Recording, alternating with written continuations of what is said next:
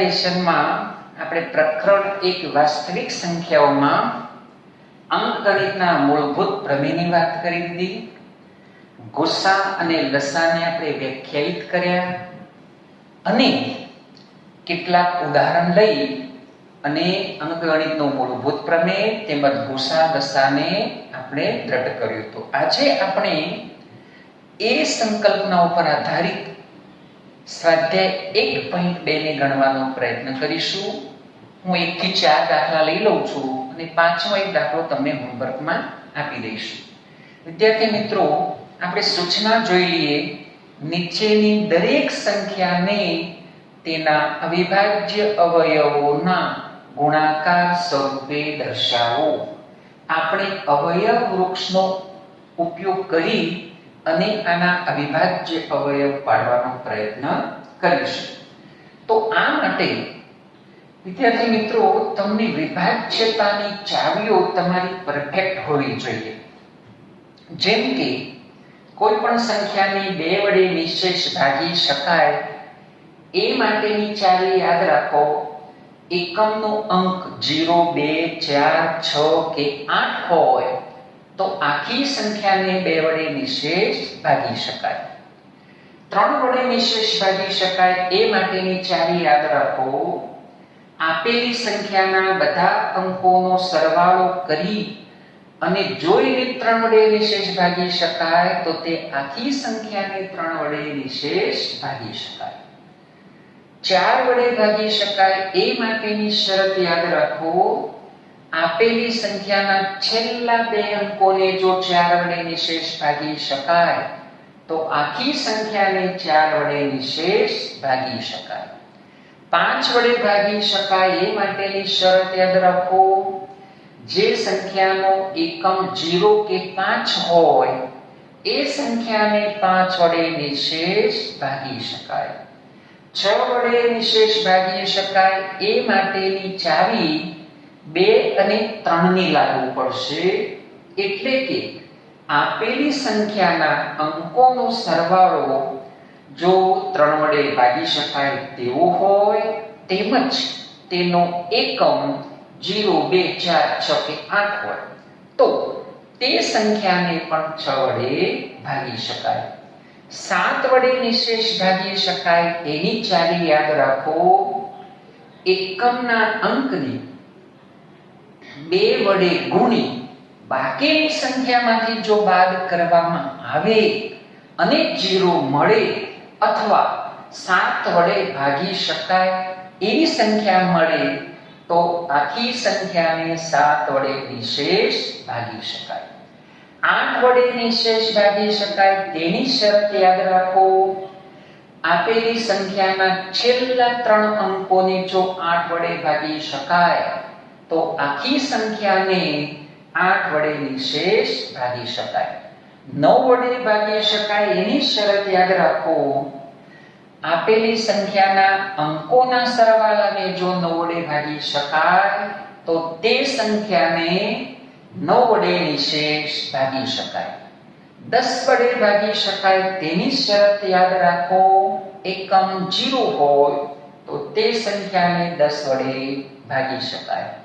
11 વડે ભાગી શકાય તેની શરત આપેલી સંખ્યાના એકી સ્થાનમાં આવેલા અંકોનો સરવાળો અને બેકી સ્થાનમાં આવેલા અંકોનો સરવાળો આ બંનેની બાદબાકી જો 0 આવે અથવા 11 ના ગુણકમાં આવે તો તે સંખ્યાને 11 વડે નિશેષ ભાગી શકાય. તો વિદ્યાર્થી મિત્રો, જો તમે આ ચાવીઓ તમારી બરાબર પરફેક્ટ હશે તો આ પ્રકારના દાખલા કે ગુસા લસા શોધવામાં તમને મુશ્કેલી પડશે નહીં. હવે આપણે સૌથી પહેલી સંખ્યા લઈશું 140. તો 140 ને હું આ રીતે ક્વોરન્ટાઇન કરી દઉં. 2 વડે આપણે ભાગ ચલાવીશું 140 ને. આ અવયવ વૃક્ષની મદદથી આપણે કરીએ છીએ તો એના બધા 70 થઈ જશે. 70 ને આપણે 2 વડે ભાગ ચલાવીશું તો અહીં આપણને 35 મળશે. 30 ને 5 વડે ભાગ ચલાવીશું તો અહીં આપણને 7 મળશે. 5 અને 7 અવિભાજ્ય સંખ્યા છે, તે આગળ જવાશે નહીં. તો અહીં 140 બરાબર, જો 2 નો વર્ગ લખીશું આપણે, 2 વખત છે, ગુણ્યા 5 ગુણ્યા 7. આ આપણો અંતિમ જવાબ. એ જ રીતે 156 ને આપણે લઈ લઈએ. અવયવ વૃક્ષની મદદથી અવિભાજ્ય અવયવના ગુણાકાર સ્વરૂપે દર્શાવીશું. સૌથી પહેલા આપણે એને 2 વડે ભાગવાનો પ્રયત્ન કરીશું. 2 વડે એને ભાગીશું તો 2 7 14 ને 2 8 16. વળી પાછા એને 2 વડે ભાગીશું તો 2 વડે ભાગવાથી આપણને 39 મળશે. 39 ને આપણે 3 વડે ભાગ ચલાવીશું તો અહીં આપણને 13 મળશે. આ બંને અવિભાજ્ય સંખ્યાઓ છે, તે આગળ જવાશે નહીં. તો 156 બરાબર 2 નો વર્ગ ગુણ્યા 3 ગુણ્યા 13. આપણો અંતિમ જવાબ. એ જ રીતે 38 25 લઈ લઈએ. તમને ખ્યાલ આવી જ જશે કે સૌથી પહેલા આપણે કેટલા વડે ભાગ ચલાવવો પડશે? 5 વડે. અને 5 વડે ભાગ ચલાવીશું તો 7 પંચા 35, 3 વધશે એટલે 32 થશે. 6 પંચા 30, 2 વધશે, 5 5 25.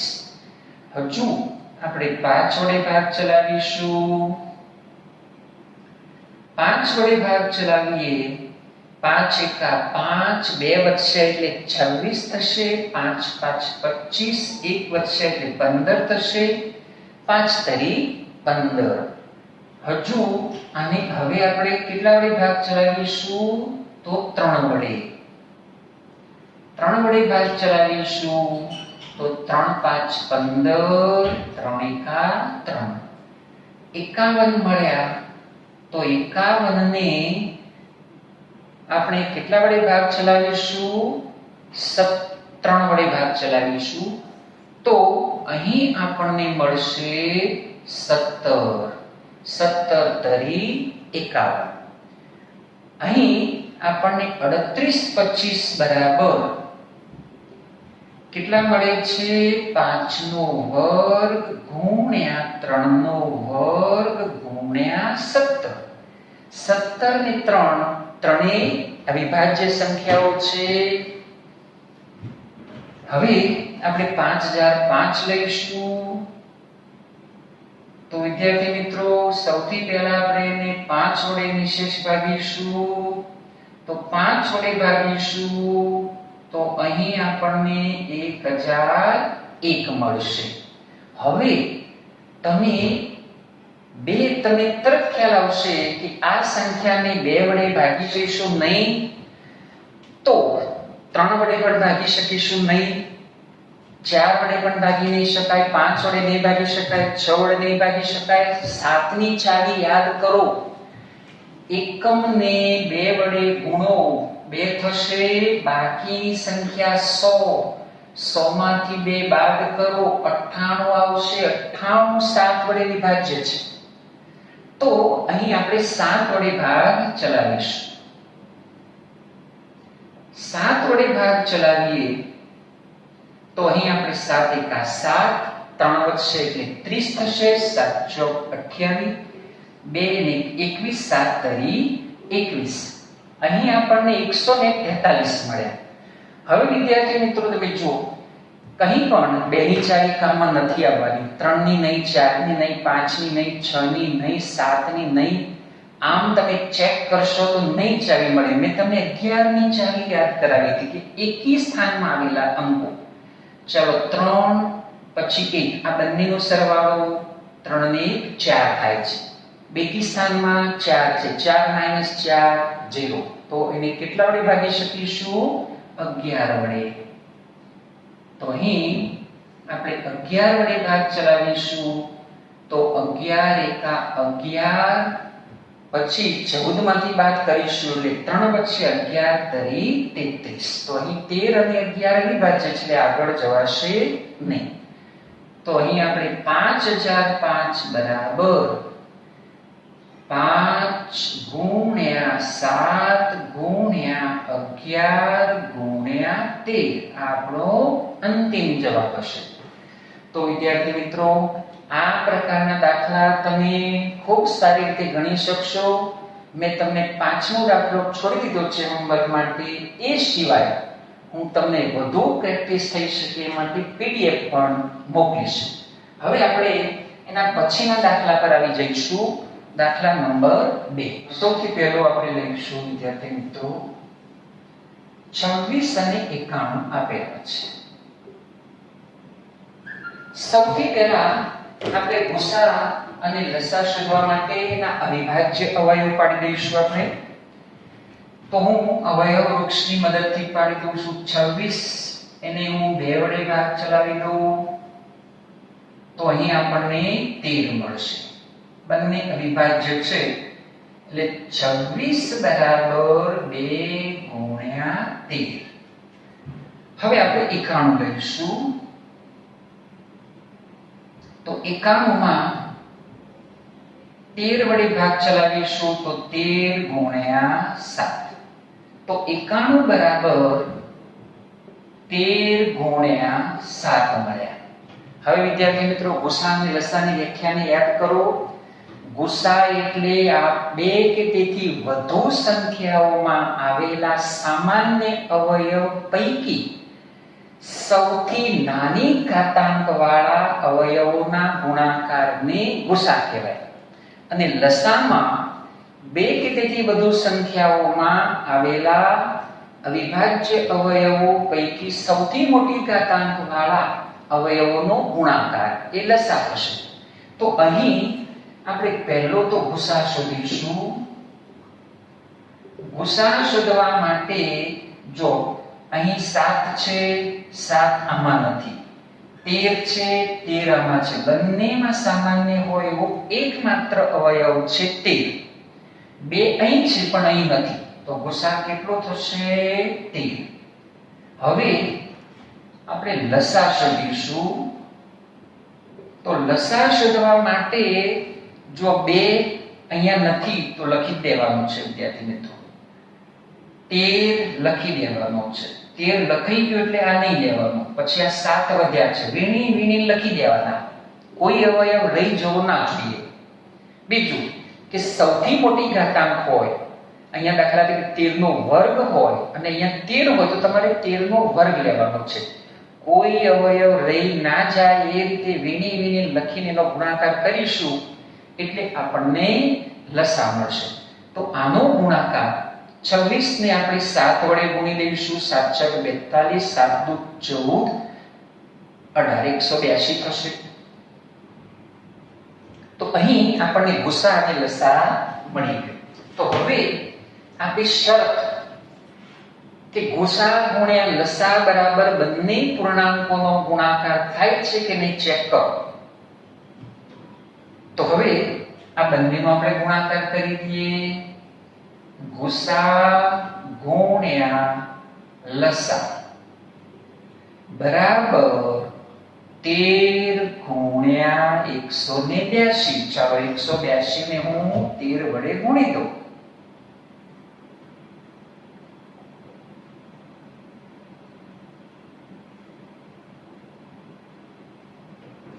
અહીં આપણને 2366 મળે છે.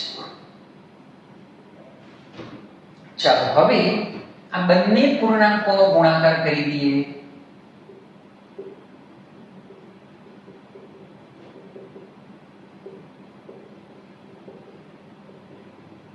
તો અહીં આપણે બંને પૂર્ણાંકો 26 ગુણ્યા 51. 51 ને આપણે 26 વડે ગુણી દઈશું.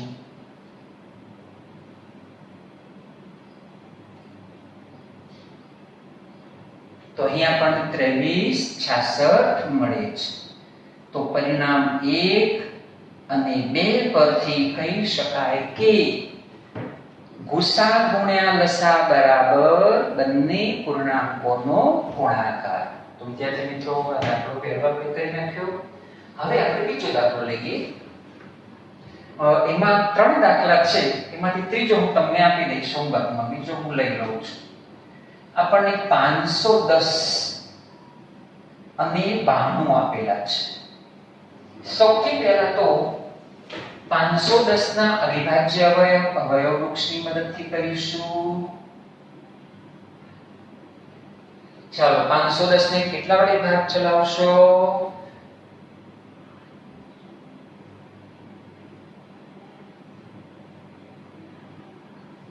પેલી વિભાજ્યતાની ચાવીઓને તમે યાદ કરો. 510 ને આપણે કેટલા વડે ભાગ ચલાવીશું? તો જુઓ, અહીં જેનો એકમ 0 હોય એ સંખ્યાને 10 વડે આપણે ભાગી શકીએ. એ સિવાય જેનો એકમ 0, 2, 4, 6, 8 આવી સંખ્યા હોય એને આપણે 2 વડે નિશેષ ભાગી શકીએ. તો 2 વડે ભાગ ચલાવીએ તો 2 દુ 4, 1 વધશે, 2 5 10, 1 વધશે, 2 5 10. હવે 5 વડે ભાગ ચલાવીશું. તો 5 વડે ભાગ ચલાવીશું તો 5 5 25 અને 5 એકા 5. હવે 3 વડે ભાગ ચલાવીશું તો અહીં 17 તરી 51 આપણને મળી જશે. તે 17 ને 3 અવિભાજ્ય સંખ્યા છે. તો 510 ના અવિભાજ્ય અવયવ 2 ગુણ્યા 5 ગુણ્યા 3 ગુણ્યા 17 મળે છે. 2 ગુણ્યા 5 ગુણ્યા 3 ગુણ્યા 17. હવે આપણે 92 ના અવિભાજ્ય અવયવ પાડી દઈશું. તો 92 ને આપણે 2 વડે ભાગ ચલાવીશું. તો અહીં 2 4 8, 2 6 46 ગુણ્યા 2 થઈ જશે. વળી પાછા 2 વડે ભાગ ચલાવીશું તો 23 મળશે. 23 અવિભાજ્ય સંખ્યા છે, 2 અવિભાજ્ય સંખ્યા છે, આગળ થશે નહીં.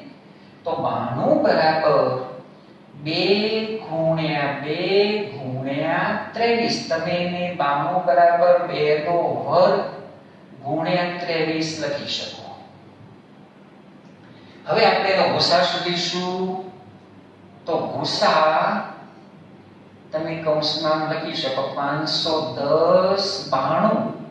હવે વિદ્યાર્થી મિત્રો જોઈ લો કે બંનેમાં હોય તેવો સામાન્ય અને સૌથી નાની ઘાતાંક જો 2 બંનેમાં છે.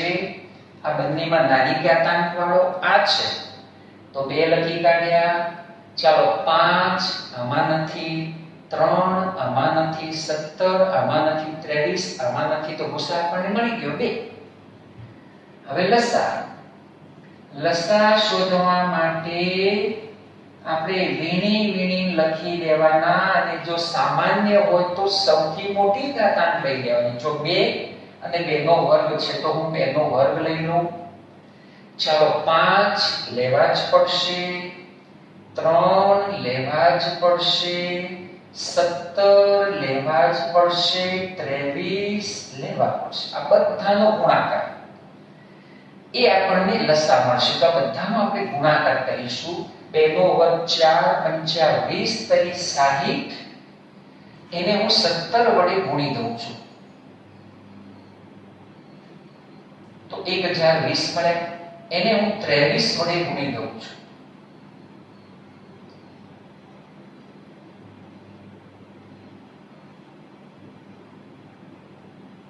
તો અહીં ગુણાકાર 23460 મળે છે.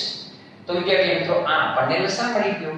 હવે આપણે ચેક કરી લઈએ કે ગુસા અને લસાનો ગુણાકાર. તો ગુસા 510 ગુણ્યા લસા 510 આ બંનેનો ગુણાકાર એટલે 23460 ને આપણે 2 વડે ગુણી દઈશું. તો હું 0 ગુણ્યા 2 0 લખી દઉં, 6 ગુણ્યા 2 12 લખી દઉં, 4 દુ 8 ને 1 9 લખી દઉં, 3 દુ 6 લખી દઉં, 2 દુ 4 46 920 આપણું પહેલું પરિણામ. હવે પૂર્ણાંકોનો ગુણાકાર કરી દઈએ તો બંને પૂર્ણાંકોનો ગુણાકાર બરાબર 510 ગુણ્યા 92. ચાલો 510 ને આપણે 92 વડે ગુણી દઈશું.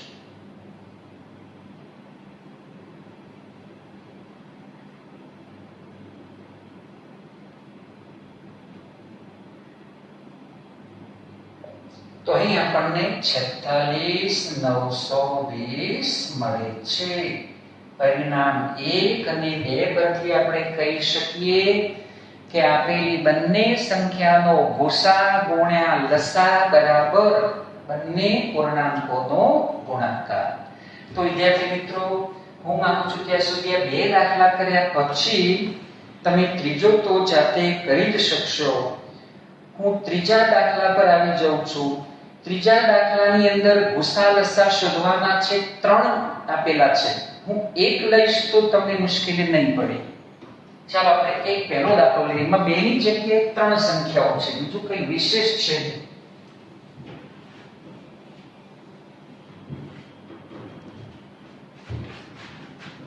આપણે આનો ત્રીજો દાખલો લઈએ.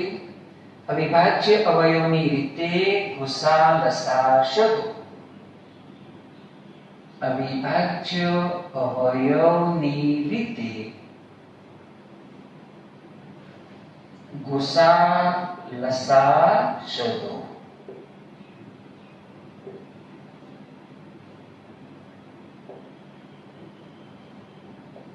પહેલો દાખલો હું કરું છું તો બાકીના તમે 2 કરી શકશો. 12 15 અને 21 આપેલા છે આપણને.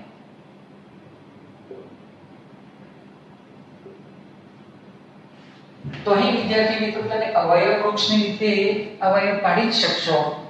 હું સીધા અહીંયા લખી દઉં છું 12 બરાબર 2 નો વર્ગ 4 તરી 12. 15 ના અવિભાજ્ય અવયવ પાડી દઉં છું 3 ગુણ્યા 5. 21 ના પાડી દઉં છું 3 ગુણ્યા 7. ચાલો આનો આપણો ગુસા શોધવો છે. તો ગુસા 12 15 21 બરાબર 3 માં હોય એવો અવયવ જોઈએ છે. એ સિવાય કોઈ અવયવ 3 માં નથી. તો અહીં આપણને ગુસા કેટલો મળશે? 3. ચાલો લસા શોધવો છે. તો લસા 12 15 21. હવે જો પહેલી તો બે મેં કહેલું છે કે વીણીને લખી દેવા, અથવા એ સિવાય બીજી રીત તમે જોઈ લો. 12 બરાબર 2 ગુણ્યા 2 ગુણ્યા 3 લખો. 15 બરાબર 3 ગુણ્યા 5 લખો. 21 બરાબર 3 ગુણ્યા 7 લખો. હવે આનો લસા લેવો હોય તો અહીં આપણે શું કરીશું? તો 3 જો 3 ની અંદર છે તો પહેલા એ લઈ લો, એક જ વખત લખીશું. હવે એવા કોઈ અવયવ નથી જે 3 માં હોય, તો આ 2 ને આપણે લખી દઈશું કેવી રીતે? 2 ના વર્ગ તરીકે. પછી 5 લખી દો, પછી 7 લખી દો, બસ આનો ગુણાકાર. તો અહીં 7 પંચા 35, 2 નો વર્ગ 4 તરી 12. 35 ની 12 વડે આપણે ગુણી દઈશું. 420. આ રીતે વિદ્યાર્થી મિત્રો તમે ગુસા લસા શોધવામાં મુશ્કેલી પડશે નહીં. તો બાકીના 2 દાખલા પણ તમે આ રીતે કરી શકશો. 3 હોય તો 3 ના આપણે અવિભાજ્ય અવયવ વૃક્ષની રીતે કરી શકો. મેં અહીંયા નાના અવયવ છે માટે આ રીતે કરીને તમને બતાવ્યું. હવે પછીનો આપણે દાખલો એક છેલ્લો લઈ લઈએ, જેમાં આપણને ગુસા આપેલો છે અને લસા શોધવાનો છે. તો ચોથો દાખલો હું અહીંયા લઈ લઉં છું. ગુસા 306 અને 657 આના બરાબર 9. તો લસા 306 657 શોધો. વિદ્યાર્થી મિત્રો, સૂત્રને યાદ કરો. મેં તમને આગળ આપેલું કે બે સંખ્યાનો ગુસા અને લસા બરાબર આપેલી બે સંખ્યાનો ગુણાકાર. હમણાં આગળ પણ આપણે આ જોઈ ગયા. તો આ સૂત્ર તમારે સીધું મૂકી દેવાનું. લસા 306 657 બરાબર આપેલી બે સંખ્યાનો ગુણાકાર. બે સંખ્યા કઈ છે? 306 ગુણ્યા 657 છેદમાં આપણે શું લખીશું? આ બંનેનો ગુસા, જે આપણને આપેલો છે. પેલું આટલું સૂત્ર આપણે મૂકી દઈશું. હવે પછીનું સ્ટેપ આપણું હશે લસા 306 657 બરાબર 306 ગુણ્યા 657 અને અહીં આપણને ગુસા આપેલો છે જો 9. ચાલો 9 વડે આપણે ભાગ ચલાવી શકીશું. તો અહીં તમે જુઓ કે 3 વડે ભાગ ચલાવી દો અથવા 9 વડે ચલાવી દો. 9 તરી 27 થશે. 9 તરી 27. તો અહીં 3 વધશે તો 36 થશે. 9 ચોક 36. તો આપણે 34 ગુણ્યા 657 કરવાના થશે. હું 657 ને 34 વડે ગુણી દઉં.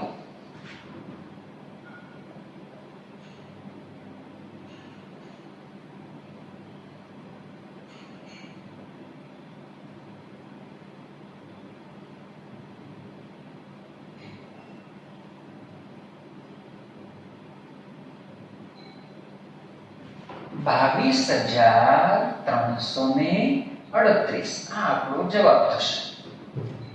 તો વિદ્યાર્થી મિત્રો, આ પ્રકારના દાખલા કેટલા સરળ છે તમે જોઈ શકતા હશો અને ખૂબ સારી રીતે તમે ગણી શકશો. હું તમને આ જ પ્રકારના દાખલાની વધુ પ્રેક્ટિસ થાય, વધુ મહાવરો થાય એની એક PDF મૂકીશ, જેને તમે ગણી અને આને પૂરતી પ્રેક્ટિસ કરજો. તો આજના દિવસે આટલી વાત કરીશું. કાલે આપણું લેસન સાયન્સનું પાછું આવશે, ઓલ્ટરનેટ હશે. એક દિવસ ગણિત, એક દિવસ વિજ્ઞાન. પછીના સેશનમાં આપણે આ જ રીતે આ જ સ્વાધ્યાયમાં આગળ જઈશું. તમારો દિવસ શુભ રહે એવી અભ્યર્થના સાથે જય